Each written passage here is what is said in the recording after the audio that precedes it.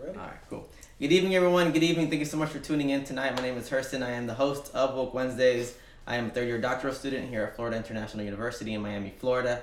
And tonight I have the pleasure of being accompanied by a wonderful group of gentlemen. Tonight's topic is Nicaragua, a country in crisis. And if you could please introduce yourselves. Tonight will be English, Spanish, a little bit of Spanglish, a little bit of everything. And if you are new to Woke Wednesdays, please feel free to pose your comments, ask questions, and let's get started. So who would like to go first? Okay, my name is Ariel. I'm from a page called Nica Paparazzi. Our goal is pretty much everything entertainment. Yeah, everything entertainment in Nicaragua, artists and all of that. So from that standpoint, I'm here representing the page.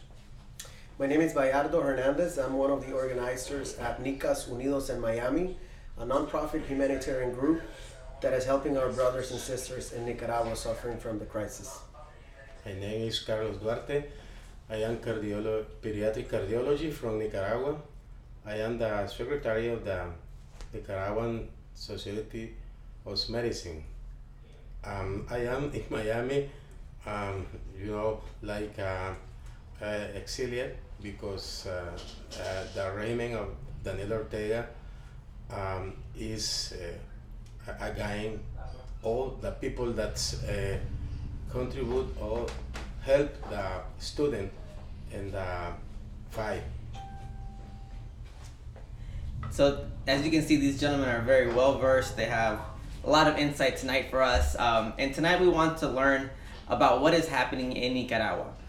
Tonight's show is definitely targeted and kind of the focus is to share information with people who may not know what's happening in the country, and people who may not be Spanish speakers, only English speakers. So we want to target that. So please feel free to ask questions, post comments, and thank you for tuning in tonight. So let's get started. And like I said, it's going to be English, Spanish, Spanglish, como se la sea más fácil. What was the environment, the atmosphere in Nicaragua prior to April? Before April, ¿cómo era el ambiente en Nicaragua antes de abril? Well, actually, Nicaragua was almost one of the safest places in Central America to begin with. That was the number one reason why we had so much tourism in the country. The country itself was doing very well. There was a lot of money being generated in different industries, mostly in the tourism industry. The economy was super stable and it was growing each year. I actually spent a couple of years in Nicaragua while doing Nica Paparazzi, the show in Nicaragua. And it was just a place where you could do pretty much anything you want to, but you had to know the lines, you had to know the guidelines of what you could or couldn't do.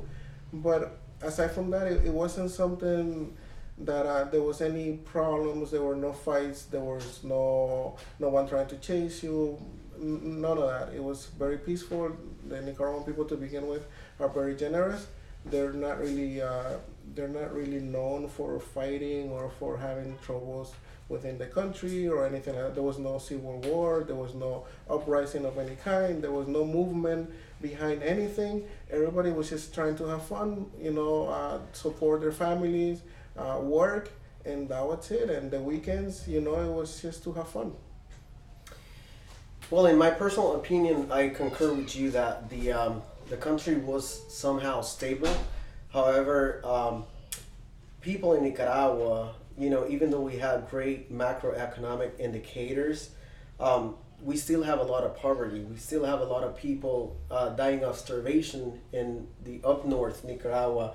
And of course, people that knew that they couldn't say anything against the government. So it's even though we were in peace and the economy was pretty much going, there's a big part of the population that was not happy with the way the government was handling issues in Nicaragua.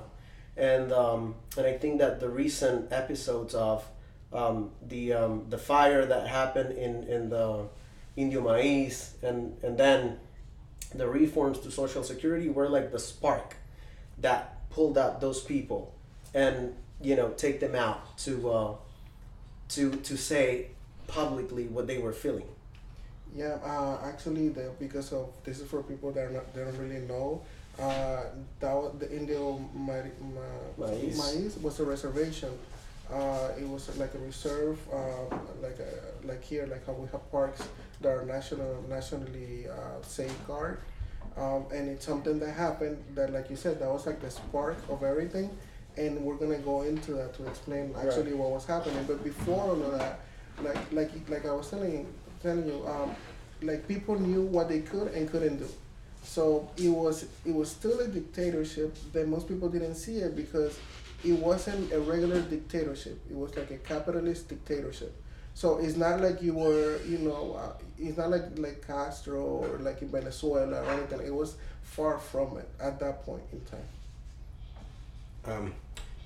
I was living in Nicaragua up to 19 July of the year.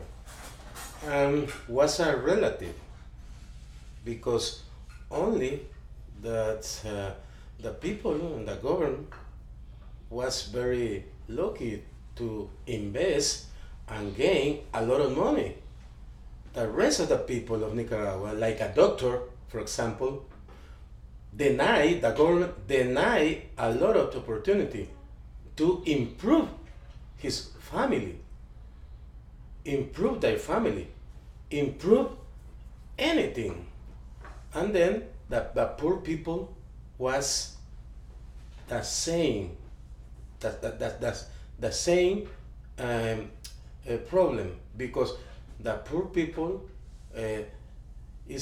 was not employed.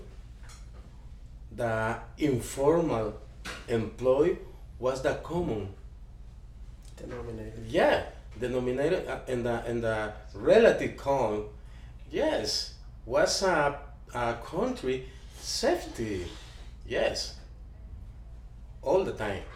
It's different. Nicaragua since 1930 was different in the safety between the other country of Central America. But we have suffered the problem of the government against the people. Only that relative, only the people of the Frente Sandinista was enjoy the opportunity to work a lot, gain a lot of money. Exactly. Yeah. I mean, at the end, okay, the way that the reason why I say he was a capitalist is that at the end of the day, he kind of like created a monopoly in every industry. So, for example, in advertisement, okay, we have like an advertisement company, but he owns an advertisement company that is through one of his sons, and in many cases it could be his son, it could be somebody else, it could be anyone that he could influence. But in essence, he will corner the market in the sense that he will create rules that will apply to everybody else except his own companies.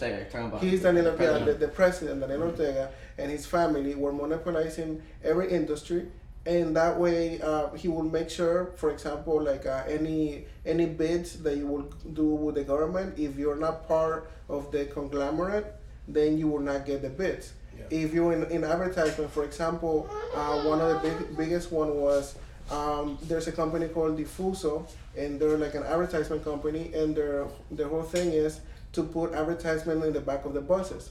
Now, there was a law that was in place that said only if you have a license to do this, you can offer and sell it to your clients. Miraculously, only one company had that license. Everybody else had to wait 10 years for the same license. So only one company could do it. So he cornered that market. But at the same time, if you had an advertisement agency, you could work around it. You could do other things. But the best was always for him and for his family and for, like I said, for his conglomerate. So and that makes sense, becomes a conglomerate. So just to be clear, because we're getting snippets of stories and experiences. So what we're saying is that the president had companies, he's really enjoying the fruits of capitalism, making money for himself, and anyone who supports his regime, right? Anyone who supports his politics. Anyone outside of that can't really benefit from what he's doing. In addition to that, there's mass poverty in the country, right? You can go to Nicaragua right now and there are children selling gum on the streets. Absolutely. Right? So Yeah. Pretty much. I have to say, Nicaragua is not Venezuela. It's not Cuba. Okay, I'm agree with that concept because what's different, the way that the government make all that thing that can made in the country, you know, using the FME, Inter-American Bank, etc. You know, to obtain the idea, international idea that's in Nicaragua, that macroeconomy was very nice. I think, yeah, what you were saying, it's exactly like what we're trying to say.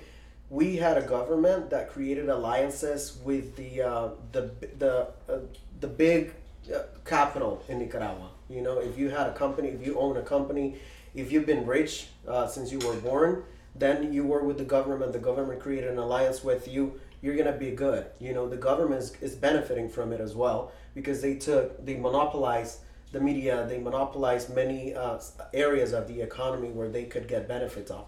But in reality, you could walk the streets of Nicaragua and you could see, like I said, people dying of starvation.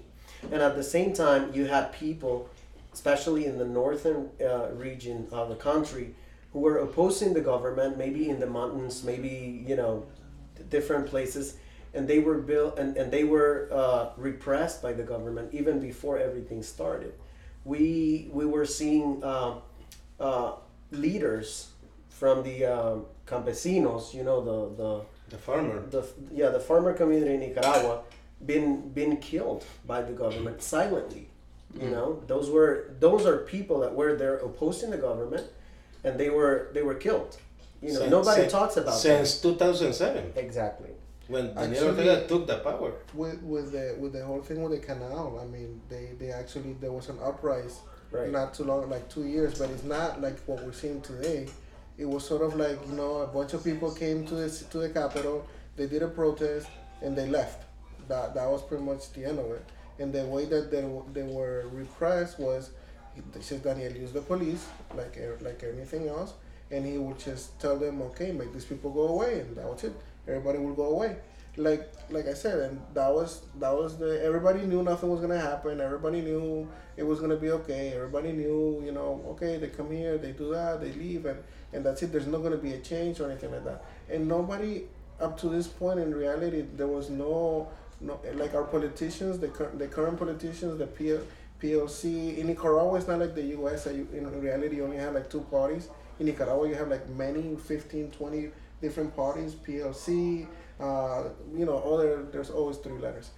And at the end of the day, they all failed us. They all like either became part of the government, or they sold their votes in Congress, or they did things that in reality, that's why Nicaragua, as it stands right now, is telling all of those people, you know what, you had your chance, stay away, don't come.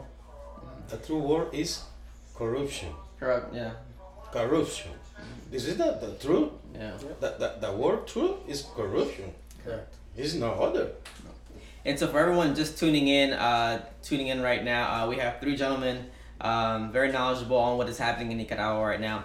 Please feel free to ask questions, post comments. También todos hablan español, entonces si quieren hacer preguntas en español, en inglés, como sea, como se le haga más fácil. We are here just to inform and to share this knowledge with you. So we're kind of setting up a context about what was happening in Nicaragua, right? So what led to April? What happened that just sparked everything that has been happening now? Again, feel free to English, Spanish. I mean, in reality, and probably everybody has like a little different version. From my standpoint of view was me in the U.S. not being in Nicaragua at the time. These are the news as I heard them. One day I heard, oh, the reservation is on fire. Okay, the reservation is on fire, whatever. Then it's like, oh, they're doing protests like in every roundabout in Nicaragua, in support of the fire, you know. And these are okay. We go to another concept. Juventud Sandinista (JS).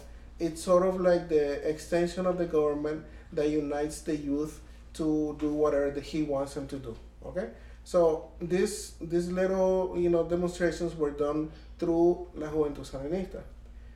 A couple of days after they started doing this, many people in the universities that were not in affiliated with them went out to the streets to say, "Hey, we need to save the environment." That was it. There was nobody was saying anything about, "Hey, let's overturn the government. Let's do something against them. This government sucks." Nothing like that. It was just, there's a fire. It's a protected area. It's our forest. We need to protect them. We need to do something, and that was it. So they walked out to the streets. Then La Juventud Sandinista somehow came in, and the next news that I heard was, some people in the universities were being attacked by La Juventud Sandinista and all of that stuff, right? So I was like, okay, that's weird. Why were they attacked? Like, they were only saying, hey, let's go green, peace, all of that stuff. Normal university, thought and mentality, like preserve the environment and all of that stuff. Then the next news I heard was, hey, listen, they're trying to take money from Social Security, and that's going to affect a lot of people. I was like, okay, that's really bad. Then again, I'm thinking that was my that's what I lived through. Then I saw something on Facebook that didn't really make sense, and Facebook has been what killed this government right now.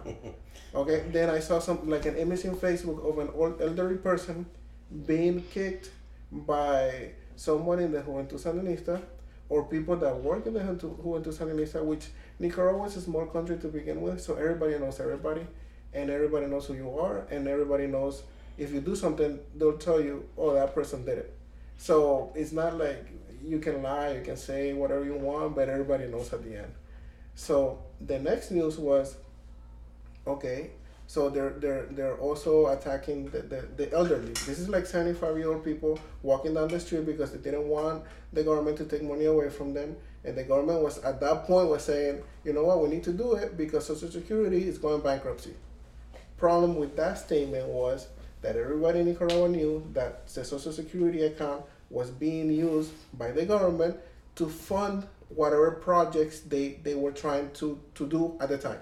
For example, and again, I could be wrong, but from what I know, they did a building right next to Metrocentro or something, and apparently that was Metrocentro is a mall in Managua. Correct, and apparently that was a flop, so that was a bad investment. And any investment they wanted to do, that was sort of where they took money from. So utilizing money that's supposed to be for Social Security for personal kind of endeavors.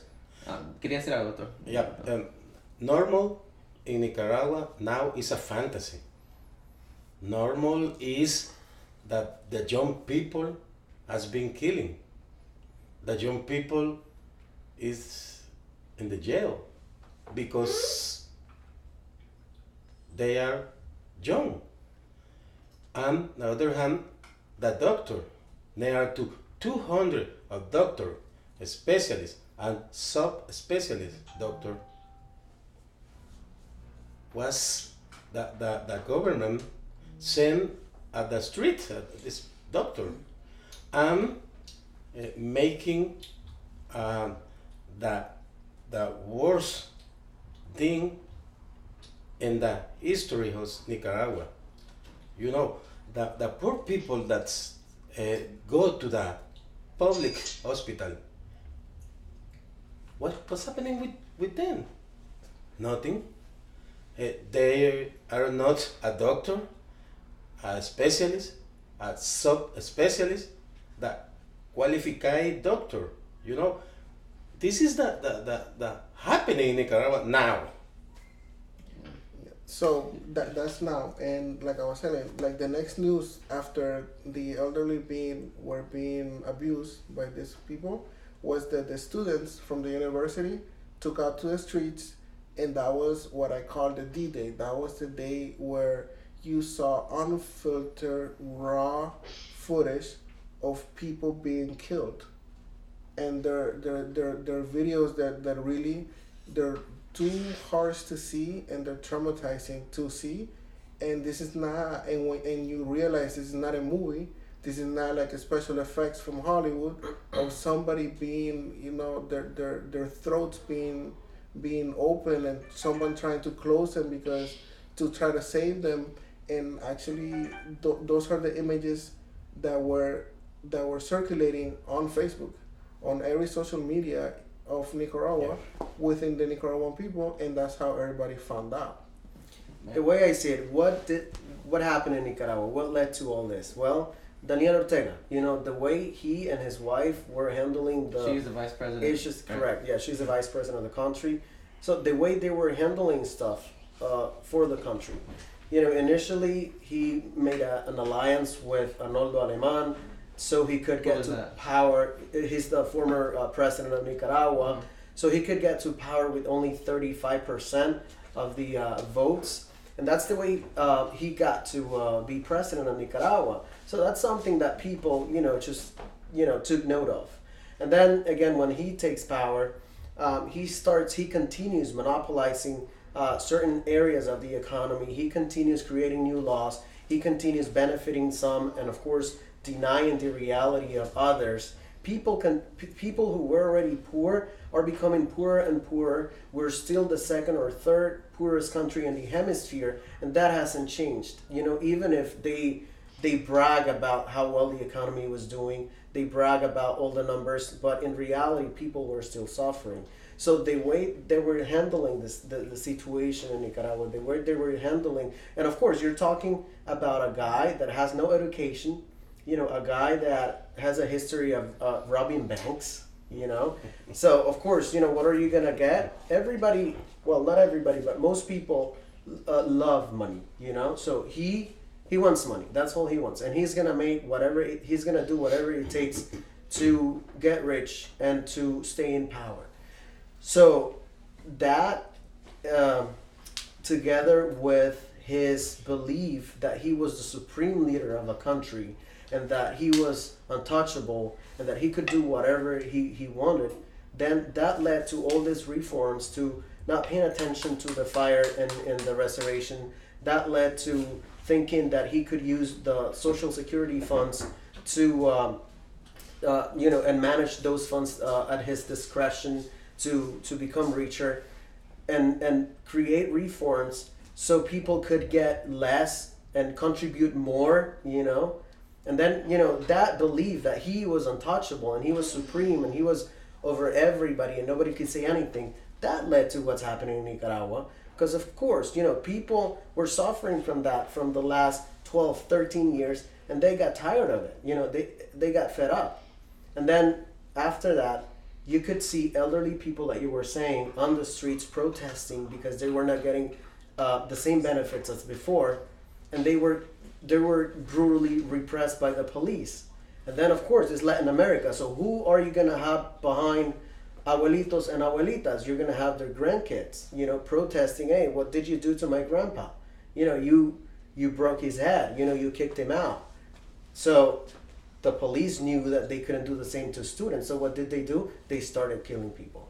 And then from that day that the first student died, there was no way back. And there's still no way back. Because people's feelings are still the same, even though people in Nicaragua are a little intimidated by what the government is doing, and maybe some of them that were going to protest on the streets are deciding to stay home now because they're afraid. But they still want him to leave. They still want Daniel Ortega to leave the country and to go back to a peaceful country. So let's take it from the first person, that April 19th.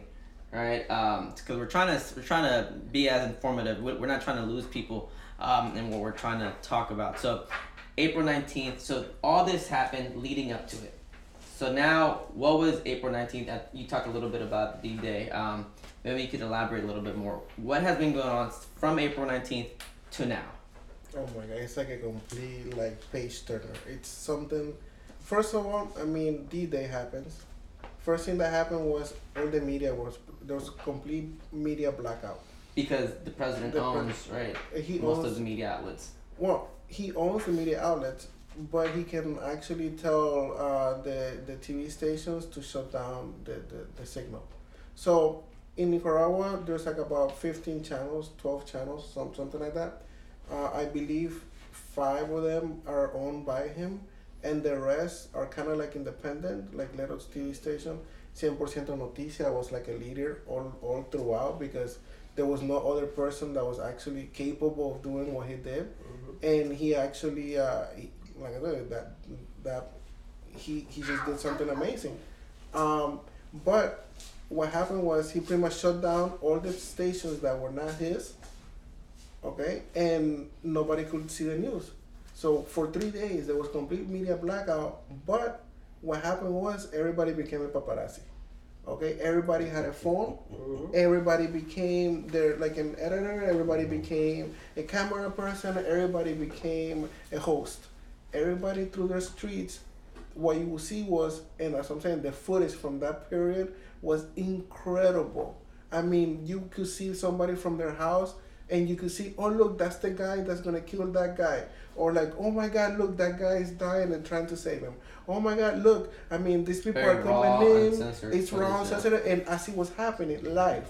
I mean, completely live. It's like being. It was like I don't even know, like an action movie, but like I told you, this is not a movie. This things that were happening. They were showing people dying on camera. There was one reporter that was actually killed while doing doing the report. There's one that was on the shot in news. the head. That was a guy that was shot in the And head. that was caught live. And that was caught the cell live. phone and the social network has been the weapon Yeah, the main weapon that we to all show what's happened in every second in Nicaragua. You know, for example, with a social network, probably the dynasty of Daniel Ortega. Now, the interview that's that's NBC, so Euronews, etc. He showed that Nicaragua is normal, is free, is a happy country.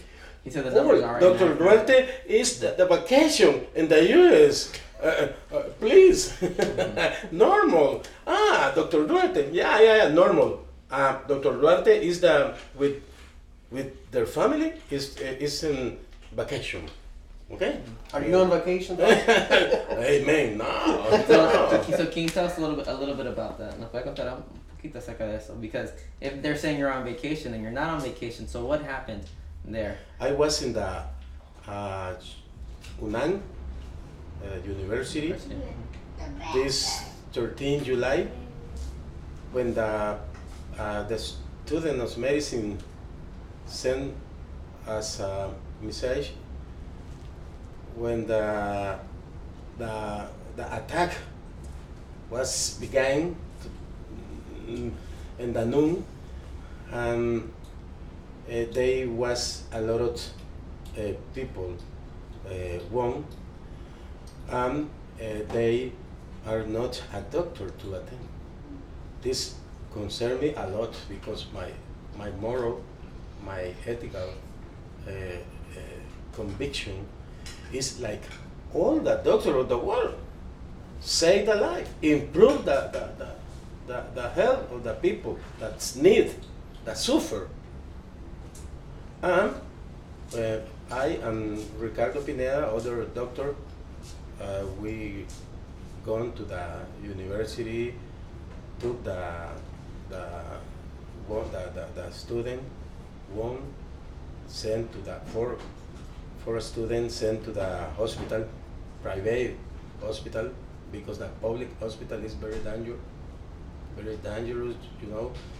Send people. Why is the public hospital so dangerous? Because the government sent a order to deny the attention. And if you go to the public hospital and you obtain attention, after that the police and the paramilitary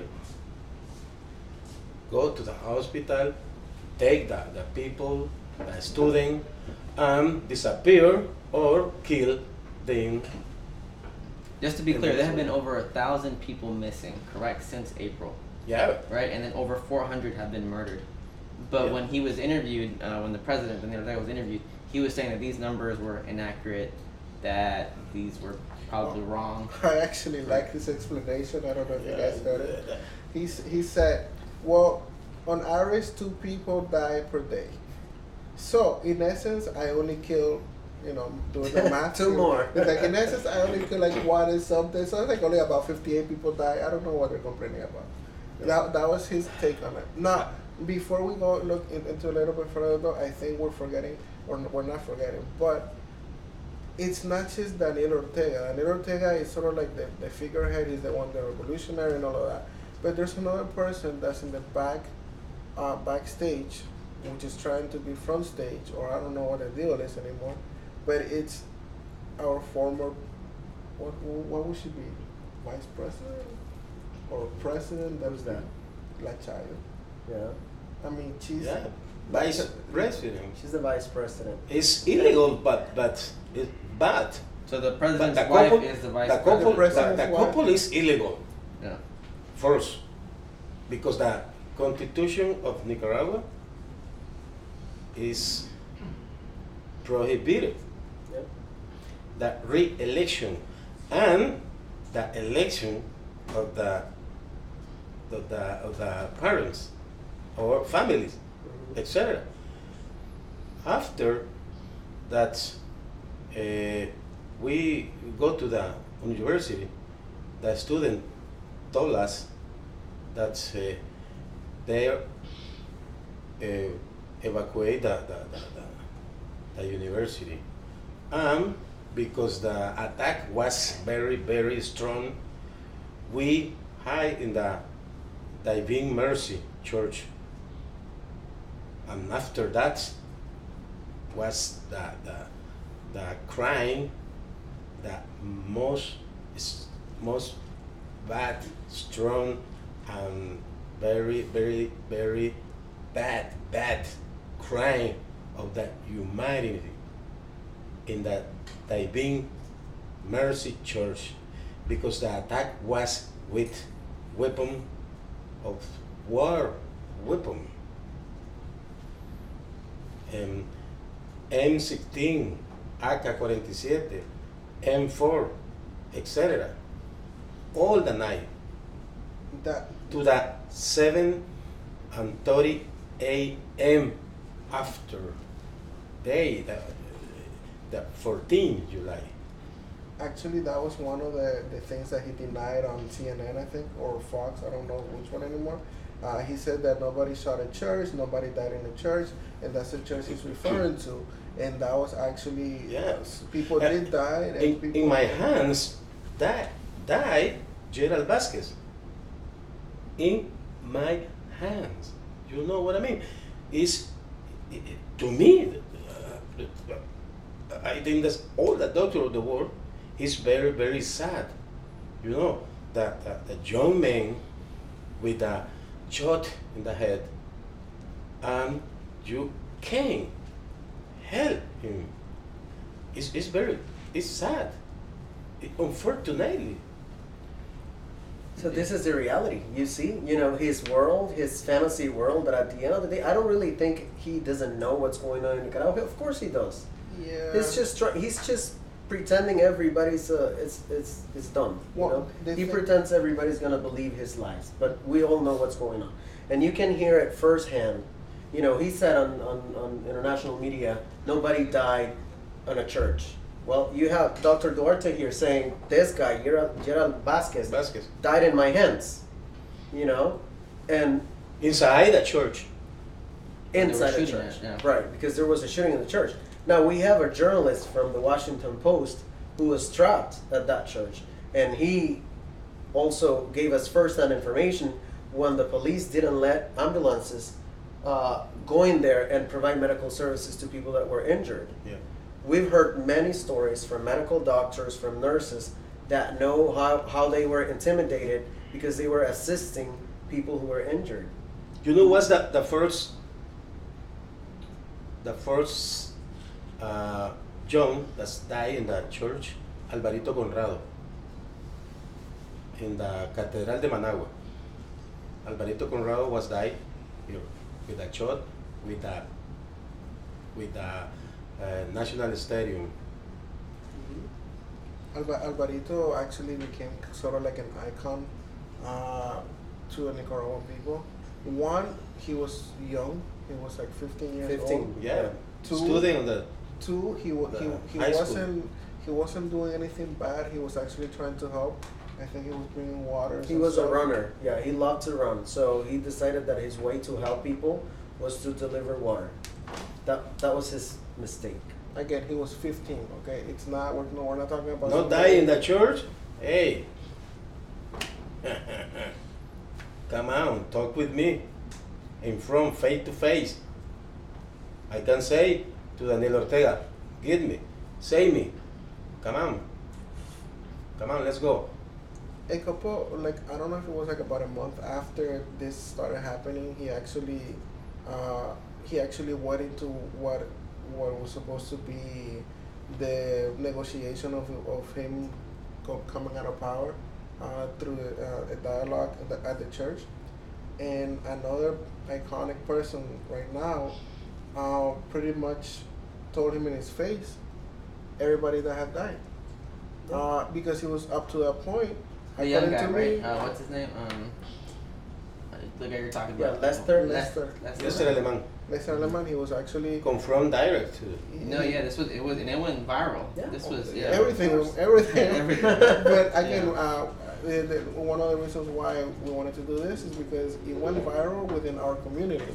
It's not that it went viral like worldwide or anything like that. And right now it's getting a little bit of resonance, but there's a lot more that needs to get done because it's not just right now the issue. We're walking through the issues, right? But in the beginning, the first phase, it was like I told you, everything was raw footage. Everybody was posting on their things. We went into this dialogue. He came in. He says, nobody has died. Prove it to me. And that was very powerful when they actually stood up and they read the names of everybody that had died up to that point, which is I think 49 people. Most of the 49 people were students. They were, they were young, they were prime in their lives, and that's the shame because there were people that they still have lives to live. It wasn't somebody that was doing anything bad in the streets. It wasn't anything like that. And Lester came in. And he has a very powerful voice. He told him very smart young man. He's like 20, right? He's 20. He's 20 years old. Like this is the people that led the revolution because up to that point there was actually nobody capable of doing anything because everybody, like I told you, our politicians completely failed us. And I mean in the Nicaraguan perspective, in that they became sellouts, if for lack of a better word. I don't know if I'm wrong. And it took a 20-year-old guy to stand up and go out and into the world and tell him to his face, you're fake, you were killing us, we don't want you anymore. It took a 20-year-old guy. In essence, the revolution up to this point has been led by young people, not by old people, not by people, in the middle ages or anything like that. It's by young 20-year-old kids who are giving them their all. They haven't been home for 3 months. They're being persecuted. They're being, all of these things, and it's him. And after that, I started noticing Marayada, Felix. Felix. After. Who's that? Okay, I think you should talk. You had him a little bit here, right? He's an activist for human rights in Nicaragua. He's the director. Felix Maradiaga, yeah. He's the director of Instituto de Estudios Estratégicos y Políticas Públicas. Yeah, so he's IEEPP.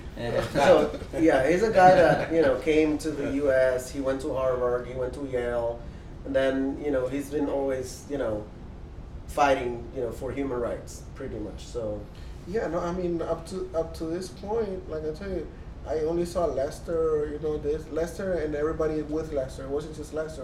It was again a group of people, but Lester is the one that stood out because again he has a powerful voice and he's super smart. He's very straight to the point of when he wants to tell you something, and he's sincere, and everybody can read sincerity. I don't think you can lie that, and everybody loves him because of that. Because he's sincere. He tries to help. He's not perfect. Yeah. I don't think Yeah. nobody's perfect. Nobody is. Okay, but in his imperfections, he's perfect for what this was. What's ironic in Nicaragua right now is that this is led, like you were saying, by young people. We could see, in the last 20 years in Nicaragua that these people, this political corrupt people, were doing their party, were having their party, and everybody was staying quiet, including our parents, like a generation above us. Mm-hmm. But then it was this generation that stood up for the whole country. And ironically, they're saying, I don't care if I have to die to leave my parents a better country. It's supposed to be the other way around. We are supposed to work to leave our children a better country.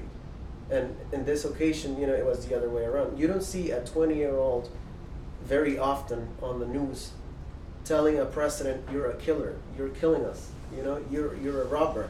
We're here not to negotiate with you. We're here just to hear when are you leaving the country. So that's strong. Absolutely. So we have about 10 minutes left. So Wow. yeah, no, time We haven't flies. even got into the best part. Time flies.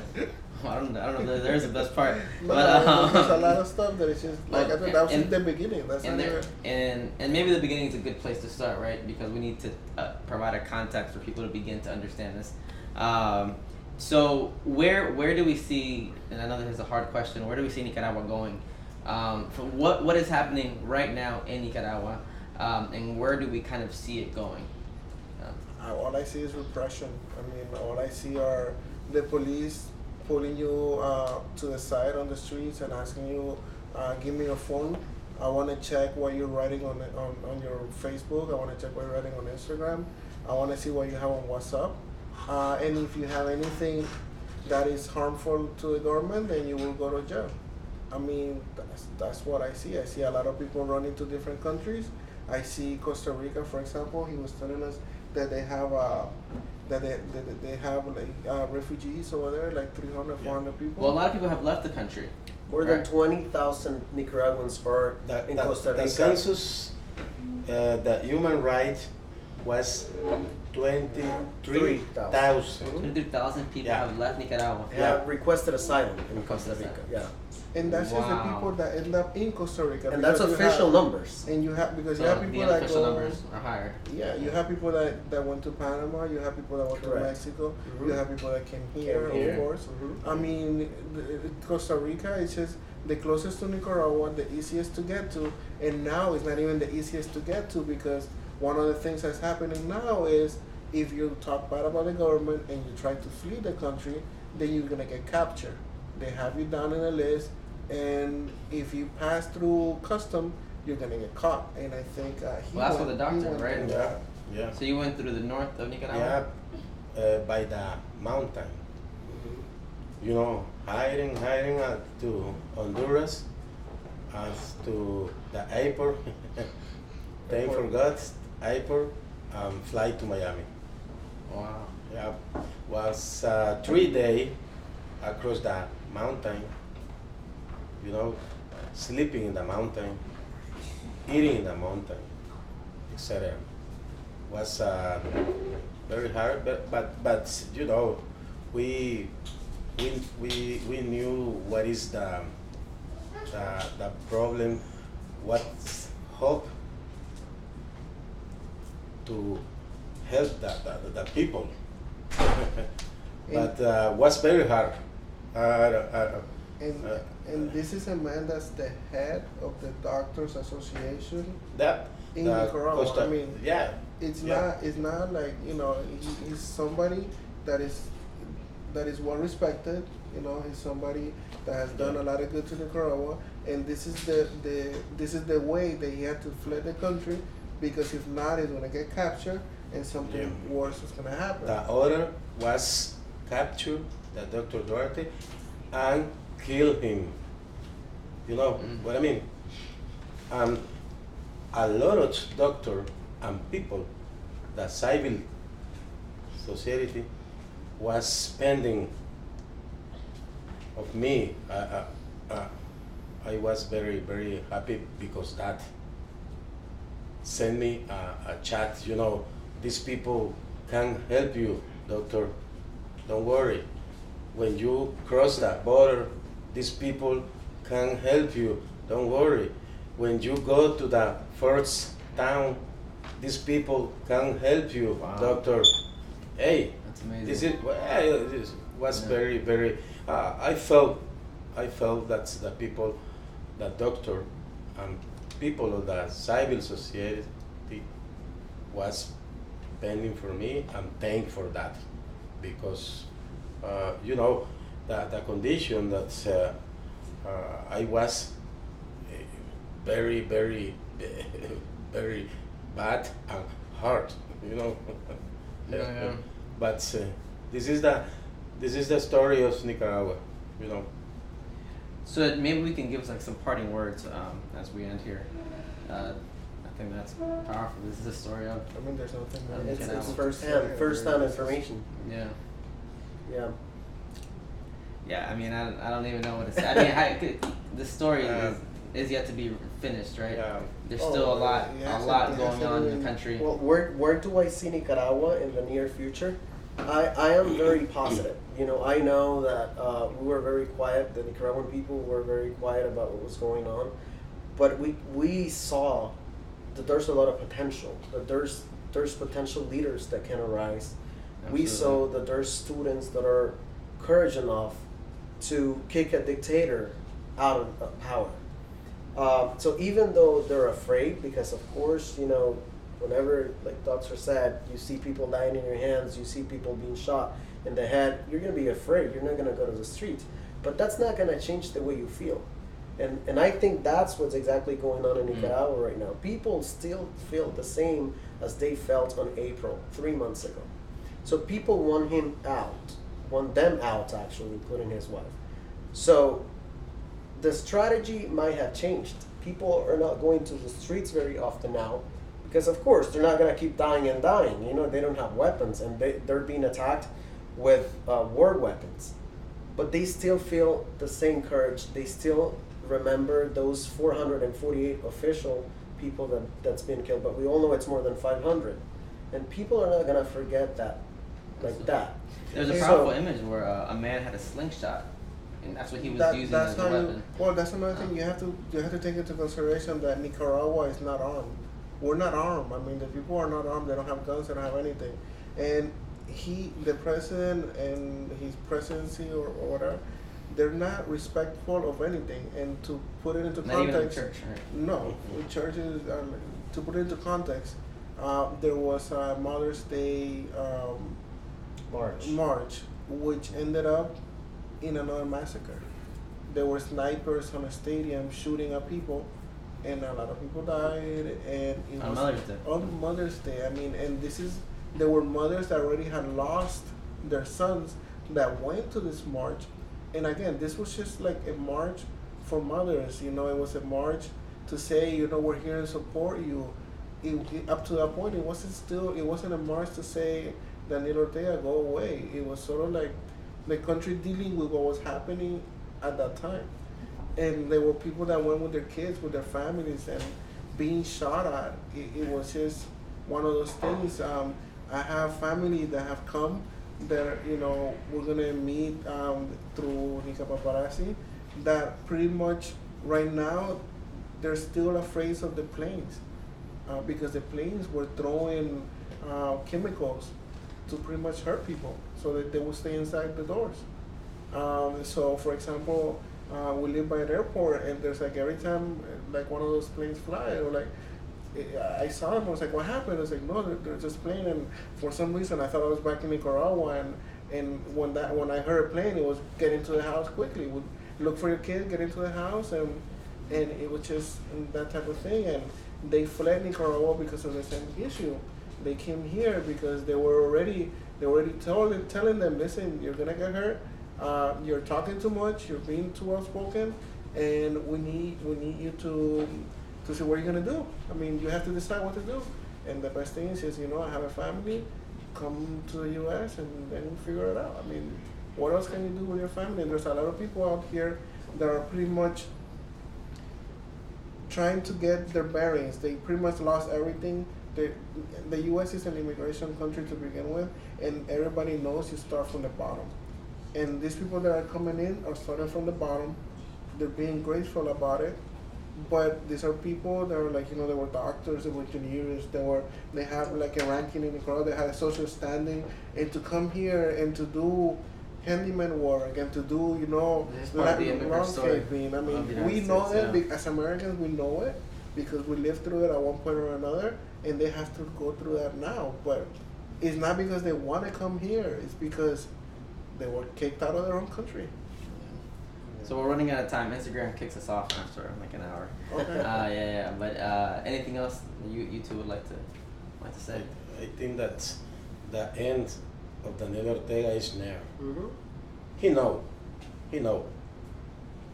Their family know that the end is near, because the people, that maybe 80% of the people now is again Daniel Ortega. The international pressure, the aid of the world are putting in the Daniel Ortega. To me, it's not a president; it's a dictator, dynasty, killer, because a liar. He ironically speaking, he became what he fought to begin with. Yeah. Well, I concur with Dr. Duarte. I think his end is very, very near, because the international community is paying more attention to what's going on in Nicaragua. And of course, you're not going to have a guy killing 400 or 500 people and getting away with it, especially if you're called a president of a country. Yeah. So we're a very, very brave country. We, with all my respect, I'm going to say it, we're not Venezuela, we're not Cuba. Our history is different. We've been through this before, and we got rid of dictators before. So we actually know how to do it. People are not afraid. The worst we can do at this point is to feel that we have lost. We haven't. Yeah. He has lost everything. Together are a volcano. This is the phrase. Absolutely. This is the word. Together, we are a volcano. Well, and I think that's a great way to end. Thank you so much, gentlemen, for being on the show tonight. Thank you so much. I know we went live on Thank you. very different social media platforms, and please continue to do what you do, and we definitely got to do some more work together. But thank you, everyone, for tuning in. This will be posted to the Instagram story and also uploaded to YouTube, and I'll send you all the link once I've done all that. Thank you. Absolutely. Thank you for putting Nicaragua on the spot. Absolutely. Thank you. Good night, everyone.